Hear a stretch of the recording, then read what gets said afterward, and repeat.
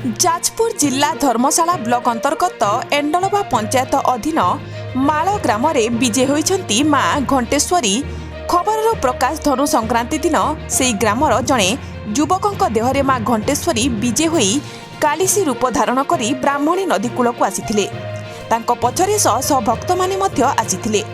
हठात एक जगार कालिसी रही जाई कहिथिले कि एइठारे मोर घट अछि, एइठारे मोर एक मंदिर करिब एवं एही स्थान ठारू 7 कोश गले मोर प्रतिमूर्ति अछि, ताकू जाई तुरंत आण।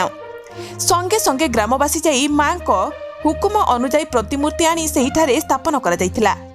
प्रति संक्रांति दिन काई केते दूररू भक्त माने एठाकू आसुचंती मां को निजर दुख जणाइबाकू। भक्त मानकु पचारि बुझिबारु उत्तर मिलिथिला कि आमे जेउ कार्य पई मां को पाखकू आसुचु आम मनस्कामना मां पूर्ण करूछंती। हजार हजार भक्त मानक निमंते आनंद बजार खोला रही। आखपाख अंचल एबे मां घंटेश्वरींकर विभिन्न कथा आलोचना हेबार सुनिबाकू मिलुछि। सरोज कुमार मिश्र ग्रामला माल आमर से जहाँ आसुचंदी से जड़े देवंशी से मोर भणजा हिसाब हम से पूर्व प्रथम संक्रांति घर पाखे आविर्भाव माँ होते घरे पूजा पर्व है माँ भी आसी आविर्भाव होते।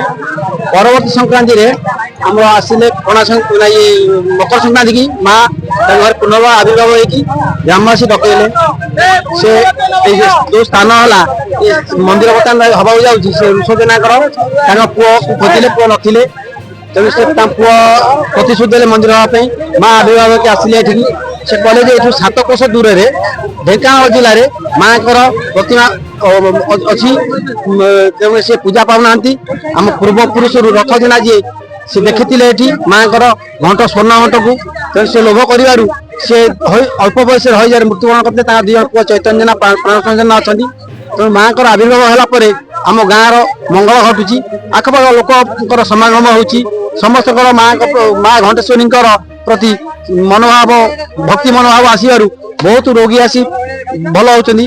आम महिषर जो भाई आसते से मैंने कांधे की आनी एटी पूर्व संक्रांति रे माँ को आज्ञा माने माँ को आगे तो माँ को जो घी मंत्रा घी मालिश कलापर सांगे सांगे से चलिए बहुत बार चलिए माँ भी संगे चली गले माँ आसिले प्रकृत से भल हो जाती से भी आज ए संक्रांति आसछंती बहुत रोगी आसुचंदी बहुत माने जो मान भूत प्रेत प्रेसा होती से भी आसुचंदी भी माँ छड़ौचंदी से माँ को आविर्भाव से जानी पार्टी आसला भावती माँ भल कर बहुत लोकर भल हवा द्वारा माँ को प्रति समझ माने ये विश्वास भक्ति आसी पाखापाखि आम अंचल 25-30-40 किलोमीटर दूर लोक आसुचंदी कटक चौद्वार बारवाटी एपटे गंजा ढेंकानाल षडंगी आमर डुबरी साइड लोक समस्त आसी समागम होती भुवन लोक बहुत लोक आज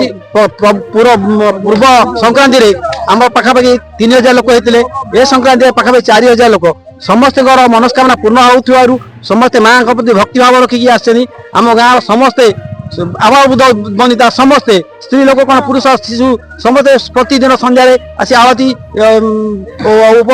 अर्पण कर समस्त मनोभाव एक ग्रामवासी ग्रामवासी आम एक केमी माँ का अनुष्ठान हम पाखापाखि बहुत गुड़े पैसा कोटी पाखे खर्च हम माँ कहते तुम कहीं चिंता कर ना मन को पैसा आसो मंदिर केमी हम मुझे दायित्व नेबी तुम साहय सहयोग भक्ति दरकार तेणु माँ को भक्ति बल विश्वास बर्तमान आमर ये क्रसर भाई मैंने चिप्स देते एंडवा भाई मान को मागे आम जीवु माँ को आविर्भाव होती माँ को प्रति मनोभाव भल अच्छी माँ को प्रति से मानते सहयोग हाथ बढ़े विधायक पाक जीवु समस्त ऐसी राजनीतिक कौन ये ना समस्ते माँ कते एक होती माँ का अनुष्ठान आगे से आम समस्त चेष्टित ये कह मोर विदाय परिचय मो ना कांचनी महतो सुकिंदा दलकी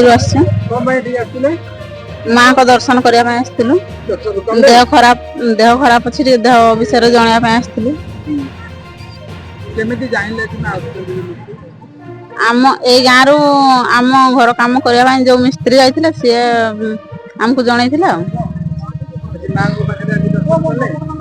माँ मत डाकी किंतु मु गला माँ ये गले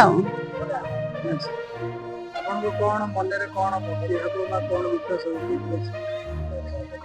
ମୁଁ ଦେଖିଲି ଯୋଉ ଲୋକମାନେ ଆଗରୁ ଆସିଥିଲେ ସେ ଭଲ ହେଲେଣି, ତାଙ୍କୁ ଦେଖିକି ମୋର ଟିକେ ବିଶ୍ୱାସ ଆସିଛି ଆଉ।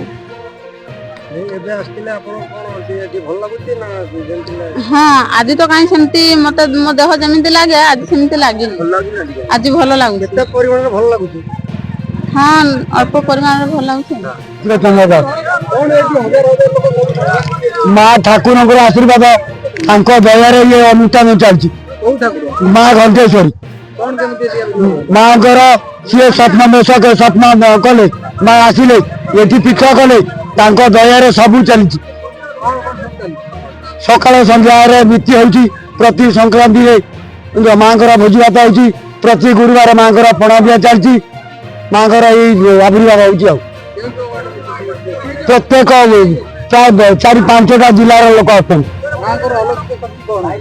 ହାତ ମାରିଦେଲେ ଭଲ ହେଇଯାଉଛି, ମା ହାତ ମାରିଦେଲେ ଭଲ ହେଇଯାଉଛି। ବହୁତ ଲୋକ ଭଲ ହେଲେଣି, ଯୋଉମାନେ ଭଲ ଅଛନ୍ତି ସେମାନେ ଏଠିକି ପୁଣି ପୁନର୍ବାର ଆସୁଛନ୍ତି। ମା କହିଛନ୍ତି ଖୁବ ଶୀଘ୍ର ତାଙ୍କର ମନ୍ଦିର ହବ, ଖୁବ ଶୀଘ୍ର ମନ୍ଦିର ହବ। ମାଙ୍କ ନାଁ ଘଣ୍ଟେଶ୍ୱରୀ ମା। ଜୟ ମା ଘଣ୍ଟେଶ୍ୱରୀ କି ଜୟ, ମା ଘଣ୍ଟେଶ୍ୱରୀ କି ଜୟ, ମା ଘଣ୍ଟେଶ୍ୱରୀ ଜୟ।